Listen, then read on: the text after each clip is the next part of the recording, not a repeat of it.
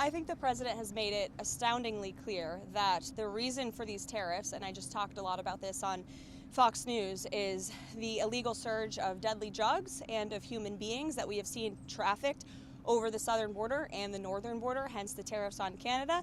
And so the president is making it very clear to both Canada and Mexico that the United States is no longer going to be a dumping ground for illegal deadly drugs and illegal human beings. And you saw President Sheinbaum already conceding and putting 10,000 troops, permanent troops, I would add, not temporary, Mexican soldiers on the southern border to deter some of that illegal migration. So the president will continue to have these negotiations. I won't get ahead of him. He's also going to make sure that Secretary Bessent, soon to be Secretary Lutnick, and Secretary Rubio are deeply involved in these negotiations as well. Steve.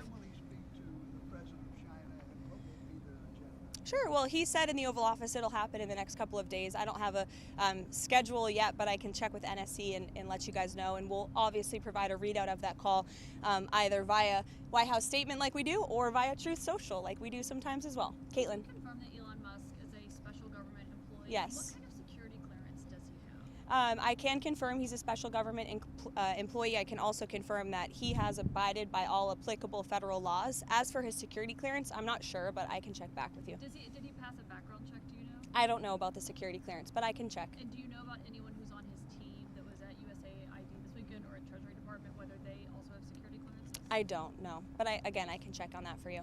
Sure. I want to ask about the hostage deal. We saw people coming out of Gaza alive because Trump managed to get this deal done. Yeah, that's right. And it was very emotional for people in Israel. Prime Minister Netanyahu is coming here tomorrow. He might not want to go through with the second phase of the deal. What do you think President Trump would like to happen? Well, I'm not so sure that's true.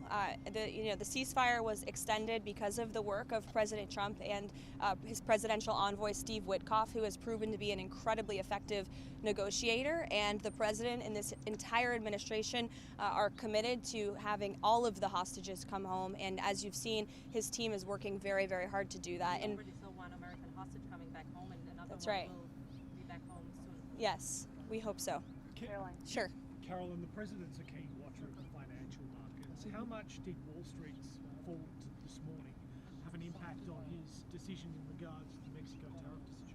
It had no decision. What impacted the delay on the tariffs was the president of Mexico committing to putting 10,000 permanent soldiers on the U.S.-Mexican border.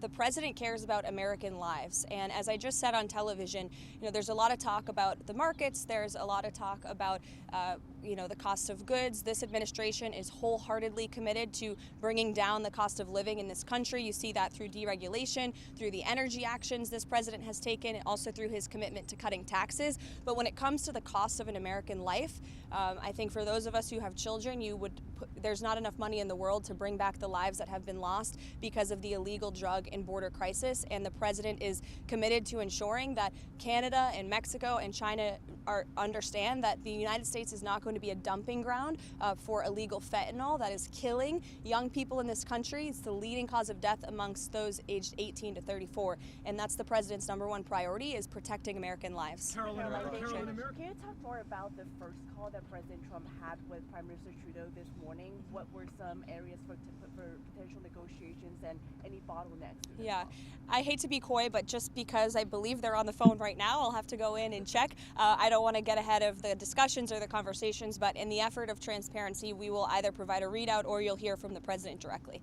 Caroline, what do you say to Americans who understand the president's negotiating strategy and understand the goals that he's trying to achieve with tariffs, but are worried they're going to get caught in the middle of this and feel the pain, potentially in the short term or even long term? Well, they won't get caught in the middle if they just comply with what the United States is asking for, which are very simple measures to work with us when it comes to border security, to cooperate with the repatriation of their nation's citizens. You saw President Trump effectively utilize tariffs when he was negotiating with Colombia last weekend as well. Ultimately, they conceded and agreed to the deportation flights that many of them have landed in the last week. Caroline Karen. Do you know if Mr. Musk took the same oath that you and other senior advisors to the president took about adhering to the Constitution, following the law? Do you know if he took that oath? I don't know the answer to that question, but like I told Caitlin, I can get back to you guys on that. And do you know what expertise he has in the areas of global health or humanitarian aid to be able to assess what's happening at USAID? Well, first of all, Elon Musk is a once-in-a-generation business leader. He is an entrepreneur. He serves as a great ally and a friend to the president. And I think Elon Musk also has a little bit of common sense. And I think the American people really appreciate that when it comes to the federal government, because it seems like all common sense has been lost in this city.